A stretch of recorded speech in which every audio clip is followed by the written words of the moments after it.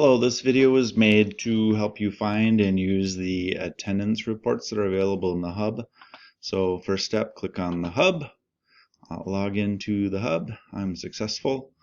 Under Pages, you're going to have something called Attendance. You click on that.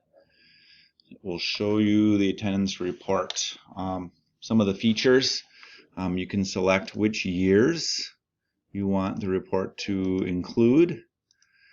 You can adjust the percent absence. You can adjust the number of days possible. You can choose to show names or not show names. I'm going to hide the names for this. And there are a number of reports. Chronic 2 will give you an average over the years selected. So if I have all 4 years selected, it will show you students whose average attendance is average absences is greater than 10%. So if I submit that, it will give me a nice long list of names of students who have been chronically absent for the duration of those 4 years. You'll note that it'll only show the first 10. To show more, click on the bottom and click all. So that's Chronic 2.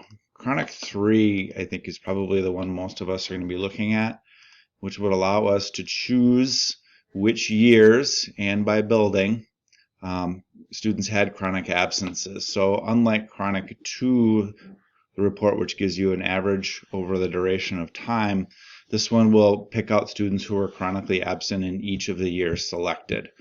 So if I submit this, you'll see that I get the 21, 22, 20, 21 because those are the years that were selected here for my school. This report does cross schools, so if a student changes schools, as long as they are currently enrolled in your building, the selected building here, you will be able to see them.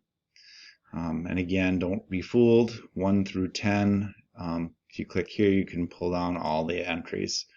It's also exportable, so you can make it into an Excel spreadsheet if you would like. Hopefully you find this helpful. If you have questions, give me a holler. Thank you.